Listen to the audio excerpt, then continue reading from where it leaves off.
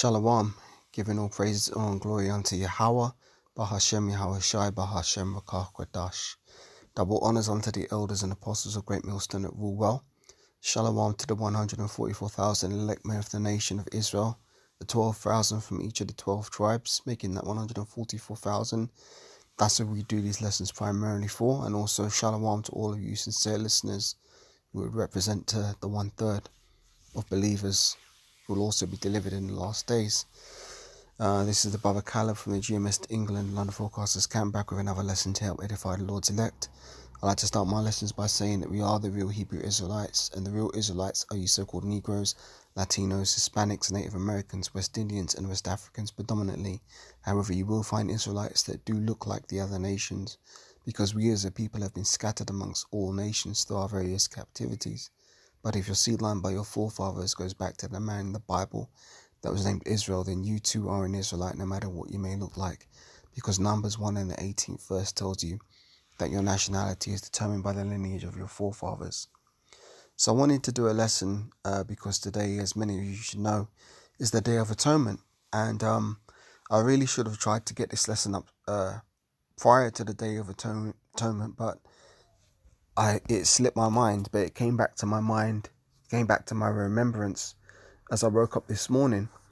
And I just want to do a lesson primarily for younger brothers or those who may be new to this thing about the Day of Atonement, because it tells you about it here. This is Leviticus 23 and 26. It said, "And Yahweh spake unto Moses, saying, Also on the 10th day of this 7th month there shall be a day of atonement. It shall be a holy convocation unto you. Ye shall afflict your souls and offer an offering made by fire unto Yahweh. And you shall do no work in that same day, for it is a day of atonement, to make atonement for you before Yahweh your God. For whatsoever soul," here's the point, "for whatsoever soul it be that shall not be afflicted in that same day, he shall be cut off from among his people. And whatsoever soul it be that doeth any work in that same day, that same soul will I destroy from among his people. And ye shall do no manner of work. It shall be a statute forever throughout your generations in all your dwellings. It shall be unto you a Sabbath of rest, and ye shall afflict your souls. In the 9th day of the month, even from even to even, shall ye celebrate your Sabbath." So that's the overview of the Day of Atonement, but I want to get into a few key points, because it says in verse 27, "And on the 10th day of this 7th month there shall be a day of atonement. It shall be a holy convocation unto you, and ye shall afflict your souls, and offer an offering made by fire unto Yahweh." Now, technically, we don't need to make an offering, because Yahweh Shai was the ultimate sacrifice. But we do keep the Day of Atonement in the sense of us afflicting our souls by fasting, as a sign of a demonstration of our faith, So let's get into this word afflict.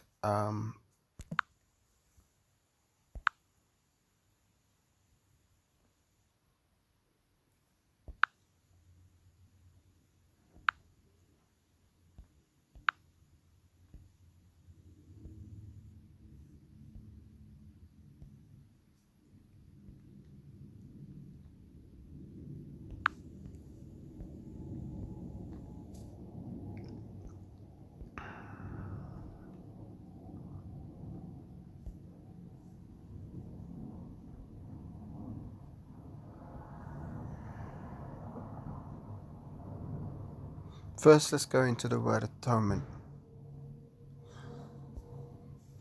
Strong's H 3725. Kipparim. Kipparim, it says atonement.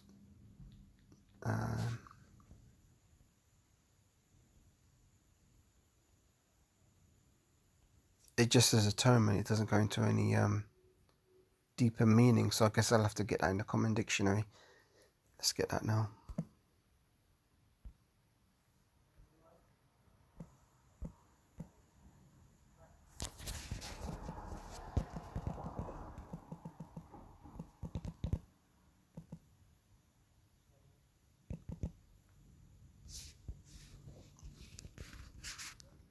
It says, satisfaction or reparation for a wrong or injury, amends. Now we are the ones who have wronged the Most High because we went off, we worshipped other idols, we broke the laws, statutes, and commandments. This Day of Atonement is the opportunity for us to have the sins of the past year forgiven. You know, make an atonement for our wrongs towards Yahweh Bashem Yahweh Shai. So it's a satisfaction or reparation for a wrong or injury, amends. Theology, the doctrine concerning the reconciliation of God and humankind, especially accomplished through the life, suffering, and deathing of the Anointed. I'll jump down to verse 4. Reconciliation agreement. Let's read reconciliation more.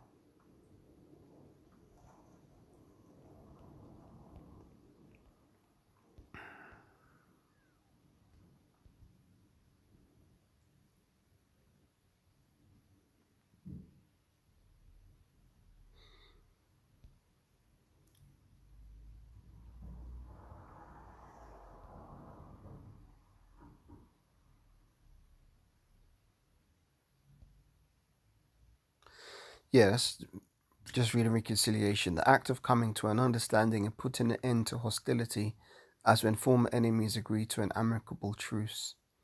For the Most High has become an enemy unto us because we became an enemy unto him by not keeping his law, statutes, and commandments. So the Day of Atonement is a way of us afflicting our souls and making a prayer that the Most High can forgive us for our transgressions.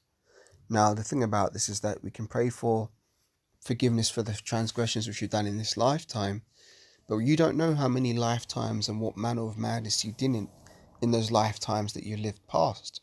So we've got a hell of a tab that's accumulated that we don't even know, because as the scriptures say, there's no remembrance of former things. The Most High could bring judgment upon you for things that you did in lifetimes past in this lifetime now. That's why it's a terrible thing to fall into the hands of the living power. So this is a very, very serious day. If I'm not mistaken, this is the second most high holy day in our calendar after the Passover. So the point of this lesson is that this is the Day of Atonement, not the day of casual recreation or the day of entertainment. It's the Day of Atonement. Now, I'm going to get back to the precepts in a minute, but I just want to get to the issue or the point of this lesson. I'm saying this because this isn't the day to think to yourself, oh, well, I booked the day off work because the elders and apostles said I should try and take the day off, but let me just sit around watching Netflix, or let me just sit around playing PlayStation 5 or whatever, or let me go and work out at the gym, or, you know, do any manner of other recreational activities. No, because this is the Day of Atonement. And the thing is, you can't be in two places at once. You can't be in a mournful state when you're having a good time. Let me break that one down. Bear with me a second while I pull a precept. Hold on.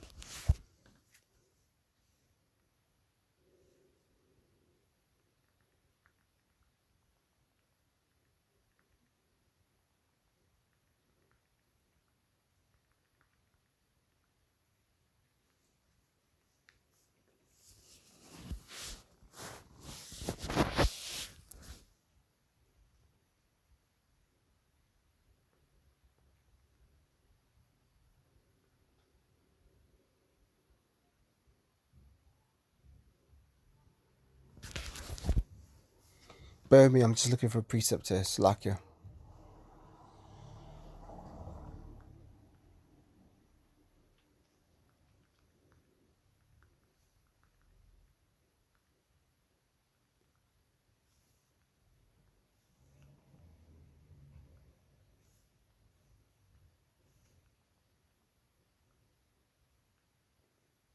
There we go, found it.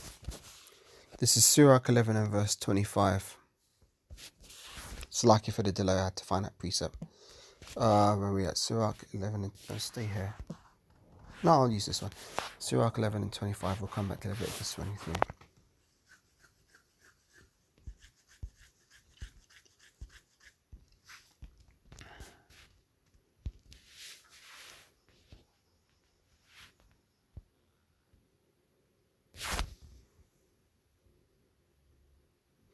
Right, so 25. Here's the point, right? Surah 11:25. It says, "In the day of prosperity, there is a slack it, slow down my tongue.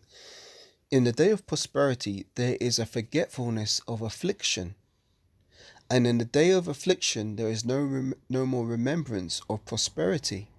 Let's read that again, and we'll read more down, right? In the day of prosperity, there is a forgetfulness of affliction. In the day of affliction, there is no more remembrance of prosperity. For it is an easy thing unto the Lord in the day of death to reward a man according to his ways. Here's the point. The affliction of an hour maketh a man forget pleasure, and in the end his deeds shall be discovered. So, affliction is the opposite of,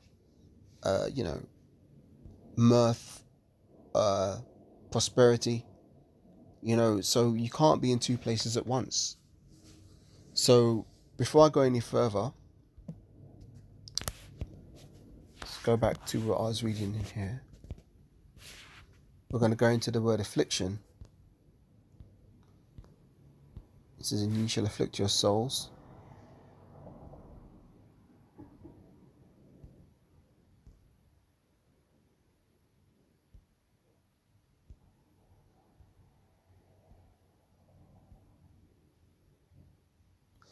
Right, so let's read this. It says, the word for that is Strong's H 6031. Anah. Anah. anah. So it says, a primitive root, possibly rather ident, with through the idea of looking down or browbeating, reading outline of biblical usage, to be occupied, be bruised with, to afflict, to oppress, humble, be afflicted, to be bowed down, to be put down, become low, be depressed, downcast. These are all things we should be feeling when we meditate on the bullshit that we've done. There's no way in hell you can tell me sitting around watching football, watching your favorite team play, or as I said, playing your PlayStation, or doing any other kind of recreational fun activity that you would in your normal day, in your normal life. You're not reflecting on the wicked you've done. You're actually taking your mind away from the wicked you've done. It's like distractions. Whereas we're supposed to be locked in the spirit, keyed in and focused upon our shortcomings, because this is the opportunity for us to ask for forgiveness for those.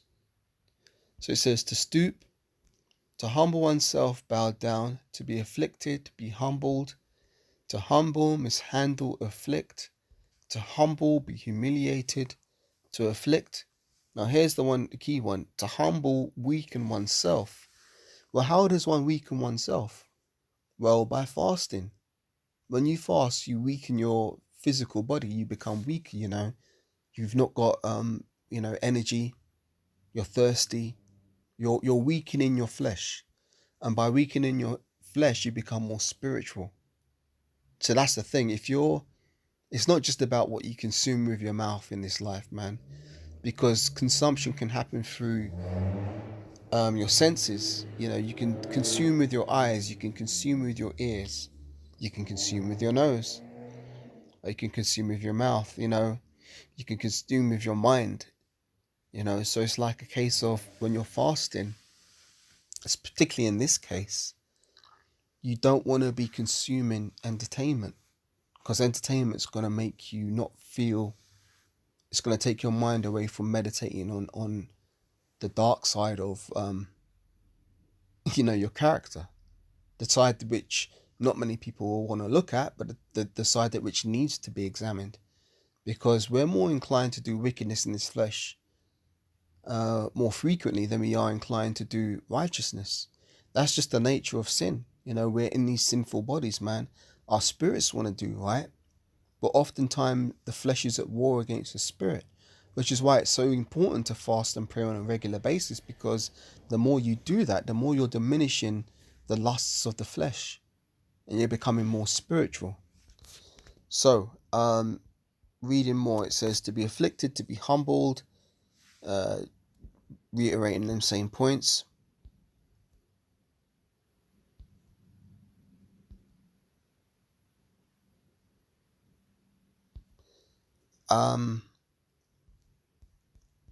Alright, so that's the point on that.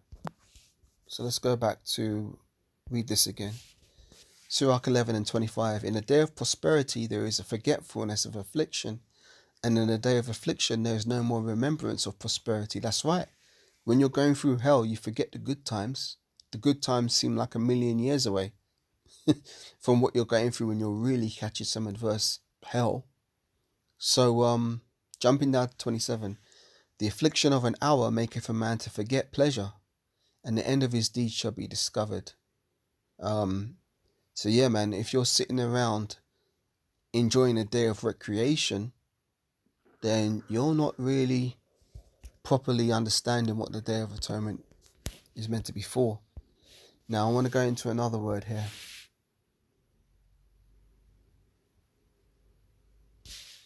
We're going to go into afflict in the Common Dictionary.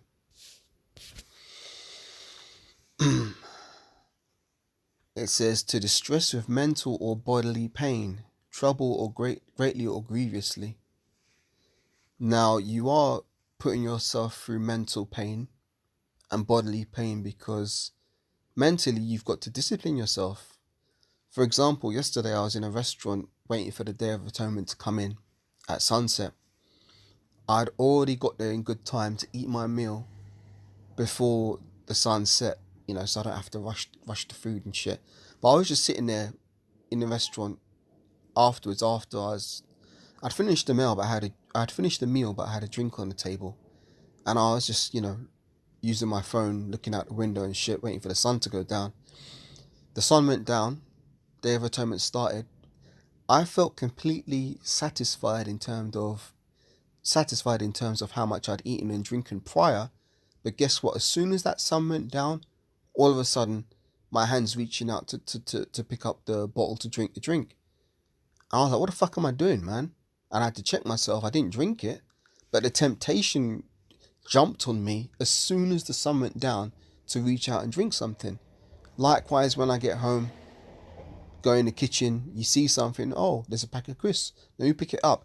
And you got to mentally fight those demons. I didn't do it, But if I was of a weak mind and of a weak character, I would have given in to those things.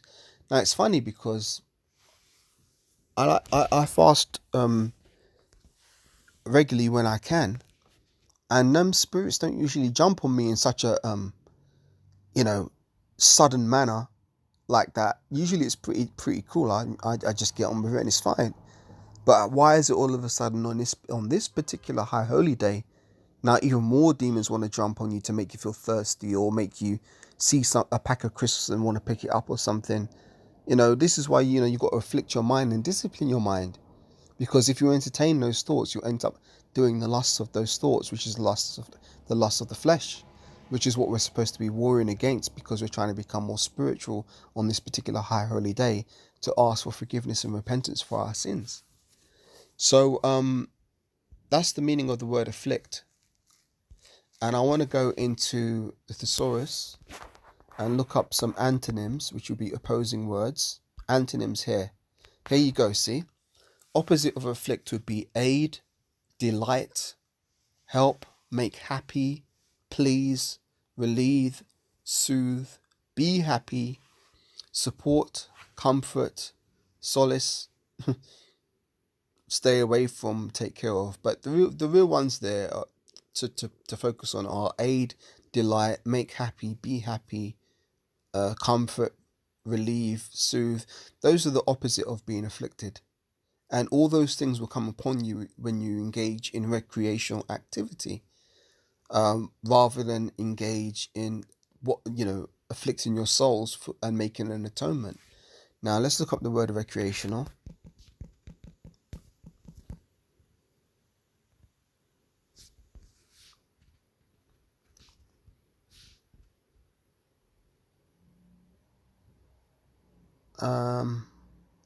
Of relating to recreation, definition 2, of drug medication used for recreation and enjoyment rather than to treat a medical condition. So when you think about it, we've got a medical condition in the spirit, which is sin. So we're not supposed to be making enjoyment. We're supposed to be making ourselves afflicted and sorrowful in order to treat our condition, which the condition is the sin of our flesh. Now let's go into the word of recreation.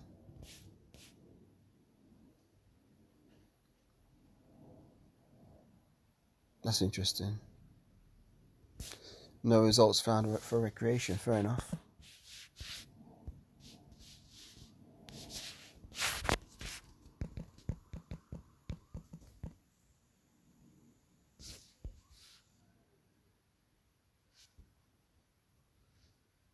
Well, this dictionary is lacking. Let me go to the Google.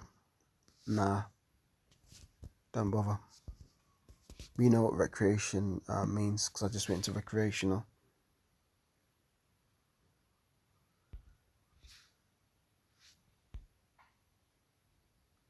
If I go for thesaurus,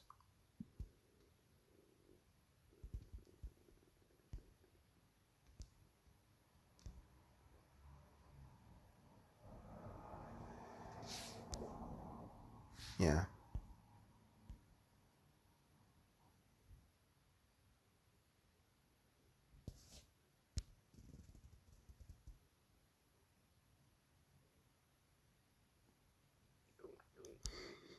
Yeah, I've got the meat off that bone. Right, fair enough.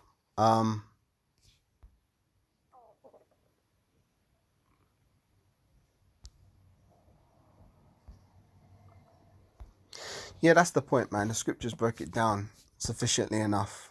Read it once again. In the day of prosperity, there is a forgetfulness of affliction. And in a day of affliction, there is no more remembrance of prosperity. Jumping down to 27. The affliction of an hour maketh a man forget pleasure, and in his end his deed shall be discovered. So that's the point. This is the day of atonement, not the day of recreation, not the day of mirth, not the day of casual enjoyment. Now, that's not to say that you might not, you can do things, but, in measure, man. And it's not every day that you need to, as I say, play PlayStation or watch football or, hit the gym or whatever it is you do. Because technically, you're not supposed to do any work on the Sabbath, so hitting the gym is off anyway.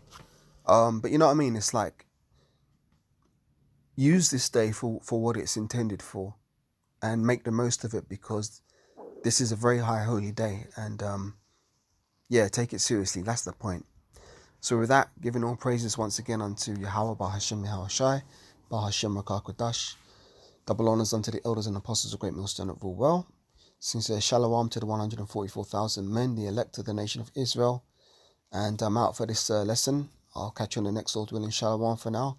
Wa abba wa kwame shalom. Shalom.